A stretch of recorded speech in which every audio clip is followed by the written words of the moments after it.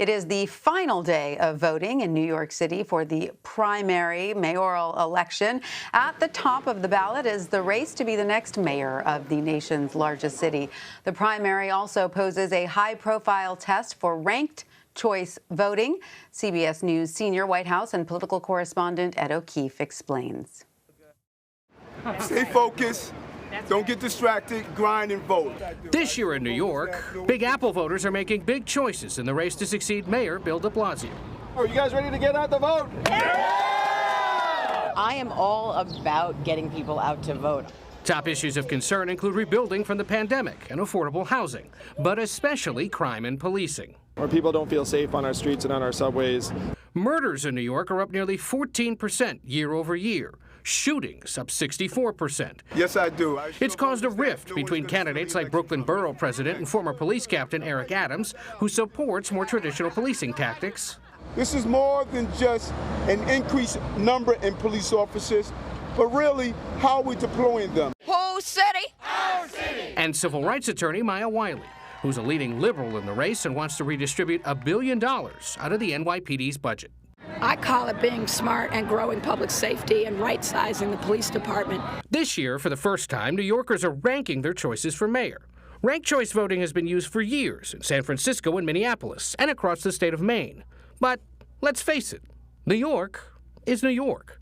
And with apologies to Frank Sinatra, if it can make it there, the hope is it would make it anywhere. If ranked choice voting can make it in New York City, I think it will make it anywhere. Rob Ritchie is CEO of Fair Vote, a nonpartisan group that pushes for election reforms like ranked choice voting. Right now, the current system really isn't a level playing field, so conventional wisdom kind of runs the day, right?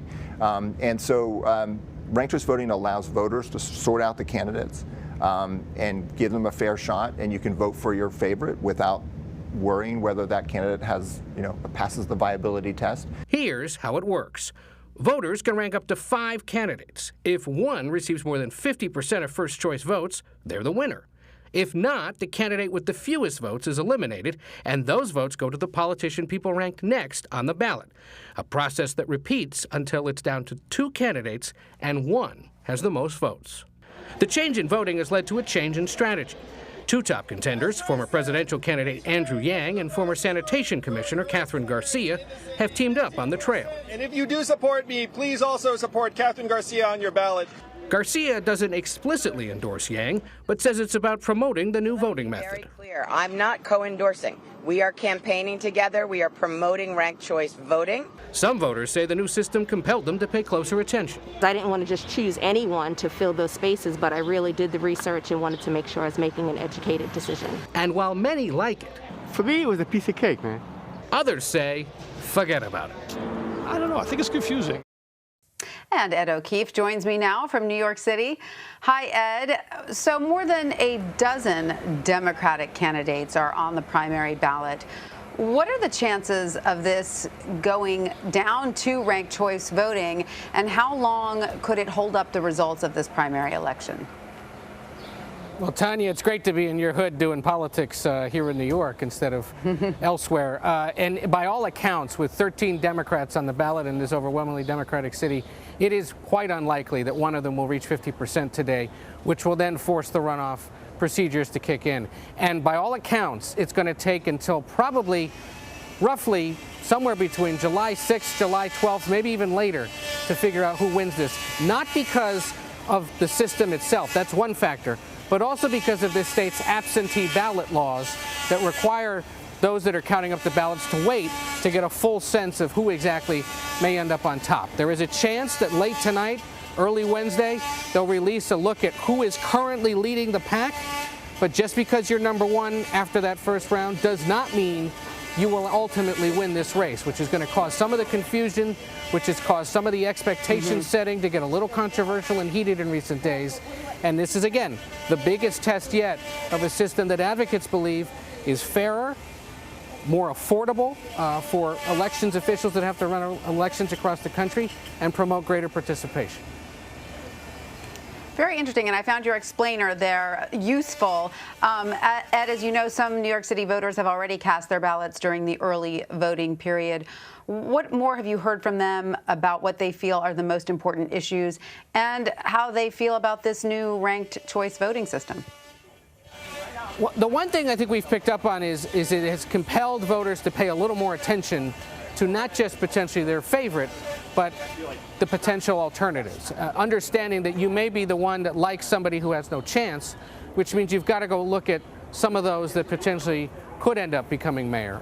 And you know, when it comes to those issues of concern, this is a race that arguably began with a big focus on affordability, especially housing in this city. The pandemic, of course, exposed the great economic inequalities. There's been great debate in this city about gentrification in recent years.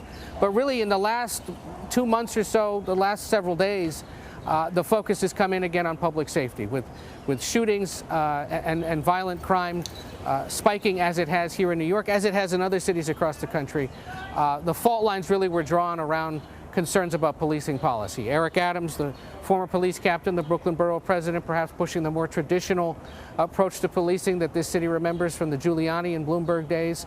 Those like Maya Wiley pushing a far more bolder, far more experimental approach to this, which would take billions of dollars out of the NYPD, about $1 billion out of the NYPD budget, and redistribute it to social services programs, and other attempts to sort of have police just focus on violent crime and not necessarily on other incidents that they respond to. So, you know, we'll see ultimately whether that was the leading factor, whether it was affordability or whether it was concerns about education and this city just getting itself out of the pandemic. But certainly public safety became a big concern given the, brazen attacks we've seen in recent weeks here on the streets of the city. I feel like this is such an interesting race because so many things are up for consideration, not just these candidates who are running for mayor, but also ranked choice voting itself. So, Ed, if all goes well with ranked choice voting in New York City, what kind of impact could it have on how people vote nationwide? Well, the hope among those that push for this say, look, if San Francisco can do it, if the Twin Cities are doing it, if the entire state of Maine already does it, if most of Utah's towns and cities are preparing or already doing it, and Alaska's preparing to do it next year, and it works here, why can't other cities, other states potentially end up adopting this? Where they think ultimately this may sort of manifest most apparently to people across the country in the coming years is that we may see Republicans and or Democrats use this in their presidential primary system. There's been some of this already used. Virginia, for example, this year, Republicans in that state used it to rank their gubernatorial choices. Well, advocates say, look, if you're an Iowa voter, you're basically already doing this with a caucus anyway. Why can't New Hampshire do it? Why can't South Carolina do it? Why couldn't the whole state of New York do it? And rank, the 6 or 7 people that may be running for president. By doing that in all of these states, you may help sort of show who really is the consensus candidate and perhaps best equipped to ultimately be the nominee. And then they'd love to see it used ultimately in an actual presidential general election. But I would think we're still several years away from that.